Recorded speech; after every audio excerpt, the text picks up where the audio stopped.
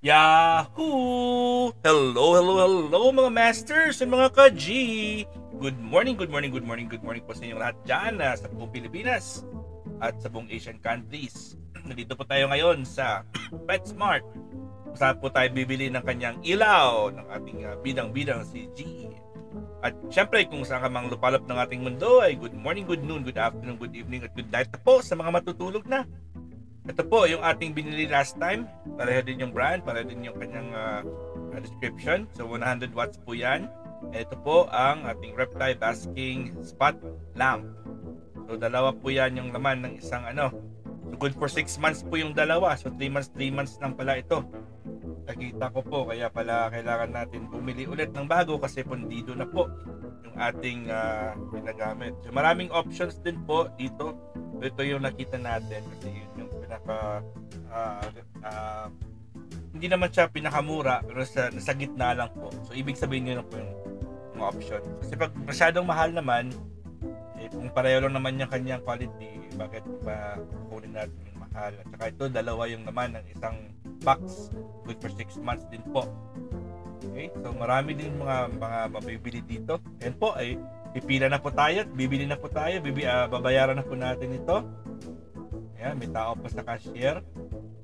At yun, 2 bulb value pack po ito. Maganda kasi matagal-tagal din matagal-tagal din po itong mapundi. At gustuhan din po ni G. Nakakapagbigay ito ng magandang environment kay G. Ayun, tingnan mo yung bigote ko. Ito po yung PetSmart. Dito po ako bumibili ng mga gamit. Para lang po yung mga ilaw. Pero sa mga pagkain po, minsan dito din ako bumibili. Ayun, nandito na po tayo sa bahay. At yun ang ating G, the green, girly, kitty patuti, iguana. Naghihintay na po siya ng bagong ilaw niya. At syempre, papakainin muna natin siya kasi gutom na po ito. Tinanggal ko na mo yung bowl niya at saka lalagyan na po natin ng bagong pagkain. At bumili po ako ng bagong pack na kanyang gulay. Syempre, kailangan na natin ng G natin ng bagong set kasi yung gulay niya ay naubos na. At may mga lantana po ng mga part. Kasi yung isang araw po ay isang beses ko lang po siya napakain kasi nakatulog ako buong araw. Ayan, so ito po yung ating banded Texans na alagang butike. Ang gecko natin nasa loob po yan at marami pong marami pong fruit fly sa loob, kaya po siya ay busog na busog din po. So, si G natin naghihintay na yan ng pagkain niya at syempre yung kanyang ilaw.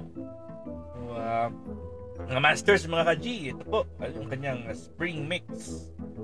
So expired niya, mag-expire po ito sa 28. So ano pa, meron pa tayong dyan meron pa tayong 3 araw, 4 na araw para sa maubos niya ito. Itong bagong-bago po yan, yun, sealed na sealed pa po yan. Dito tayo kukuha. Ang G natin ay gutom na po yan. At syempre, lagyan natin sa kanyang sterilized na malinis na bowl. Malinis po yan. Inugasan natin na mabuti po yan, mga masters, mga ka-G. Kasi nung isang araw po ay ninagyan natin yan ng watermelon at ng kiwi. Kasi yung hindi niya mauubos yung sa blue niya nalalagyanan sa ceramic niya na plate ay dito natin ilalagay yan sa taas sinasapaw lang natin yan sa kanyang gulay sa ulang taas na po nakalagay yan. Pag hindi niya nauubos, nahulog po sa ilalim, inaamag po ng fruit flies. Yan. Yung fruit flies po ay yun po, nakita niyo na meron po ready na po tayo. Ito na po ang kanyang Reptile Basking Spot Lamp. Ito ay may scotch tape kasi bagong-bago po yan. At alisin natin yung scotch tape, yung seal niya. Yan, tanggal na po natin. At syempre, bubuksan na rin natin. Dalawa pong laman yan. Napakita ko na ito last time sa inyo. Ito bagong set na naman. Syempre ito po ay maganda po yan kasi hindi po siya sumasabog at economical po siya. Dito po itatanggalin na po natin yung kanyang kukunin natin yun para ilalagay natin ang kanyang ilaw. Siyempre, tanggal ko na po yung lumang lamp. Ipapalitan na natin.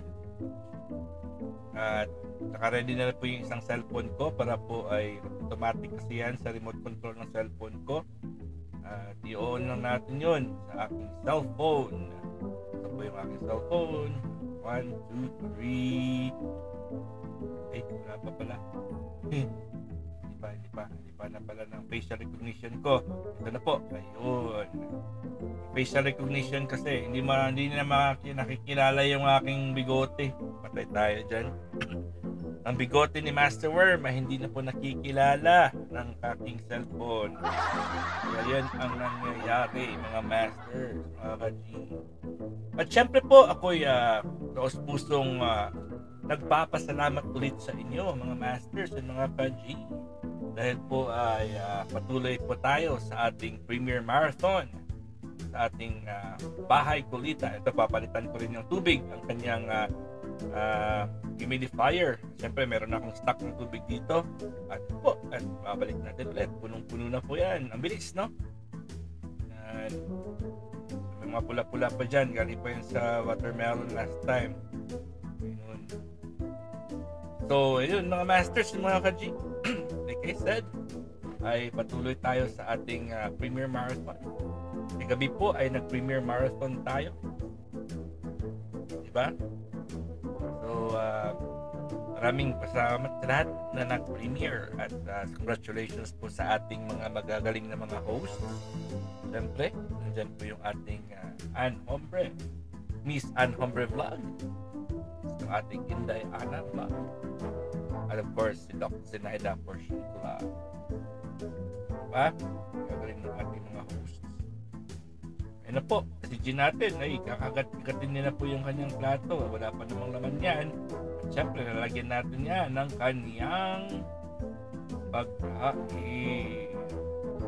Kanyang prutas. Isa sa mga paborito niya. Diba, tandaan niyo mga masters, mga ka-G, tayo binigyan ni Papa Ruben ng buong watermelon, maliit lang.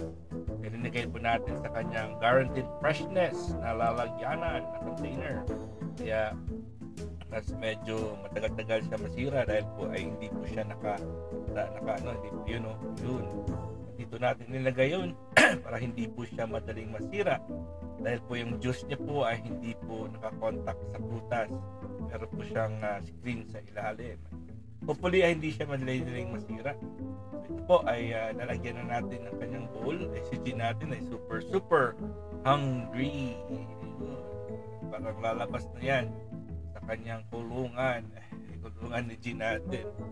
Ayan, lalagyan natin yan ng mga slices na naka-slice na po ito at isa-slice ko rin po yan ng ating tinidor. Wala na ang kutsara, ang aking knife, ang aking kutsilyo na plastic ay hindi ko na naman makita, kaya ito na lang yung gagamitin natin. Isa-chop natin ng konti, maliit lang.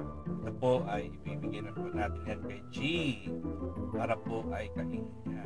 So, si G natin ay hindi makakapaghintay. Yan, habang po ako yung pinapaliit-liit ko ng mga slices ay hindi talaga makapaghintay si G. Bababa po siya. Papapain muna natin siya para yun. Nababas na po si G na pag sa ilalim siya, yun, malaki siya, mas mapalagar natin ng mabuti ang kanyang plato. Kasi pag nandun yan, kakagatin niya naman yung kamay ni Daddy Master niya. Sobrang gutom niya po nangangagat po si G natin, hindi na makilala kung ano yung itsura ng pagkain at saka yung kamay ng Daddy Master niya. Nako, yun po, nakikita niyo na po, meron na naaamoy niyo na po, pero ano pa, yun, naaamoy niyo na yan, pero parang sabi niya, Daddy, kailangan mo akong itubuan. Ayun na po at ready na po ang ating G sa pagkain ng kanyang pakwan. Yun, ang ganda ng pakwan ni Papa Ruben kasi pulang-pula at matamis. Ako po ay nakikain rin. Yan, grabe talaga sa G natin. Yan, mga masters, mga ka-G, kitang-kita nyo naman yung kanyang favorite na prutas, ang watermelon, aka pakwan, sa Mexican Spanish po, sandia po yan. Yan yung ginagamit namin salita sa Iloilo. Sandia. Sa Spanish, dito po sa amin, meron na sa El Paso, like sa sandia, yun ang tawag dyan. Kaya hindi ako nahirapan kasi yun din yung tawag namin po sa amin sa Iloilo. So, pakwan, watermelon, sandia. Isang ano lang yan po. Isang prutas lang po yung tinutukoy dyan. And syempre, may mga benefits po yan ng ating pakwan, ng ating sandia. Ay malaking tulong po yan sa rehydration ng katawan natin. So, tsaka ano yan, mataas din po ang kanyang content ng para sa ano yan, para papataas ng libido, masters. At pampatayo kay birdie. Yan, sa mga gusto po, sa mga lalaki po dyan na hindi na tumatayo yung mga birdie nila, yun po ay maganda po yun, ang pakwan, hindi po itong pakwan. So isa sa mga highest alkaline fruit po yan ang pakwan. Reduces high blood pressure, reduces heart disease risk, and of course reduces blood sugar level, high water content, mga 92% yan, high content yan, boosts the immune system, strengthens the bones, produces energy, cleanses the kidney, and fights cancer. Yan po mga benefits ng ating watermelon.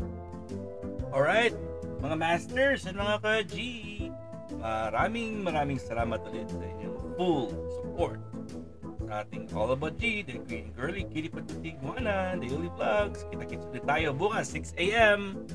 Love you all. God is great. Yahoo!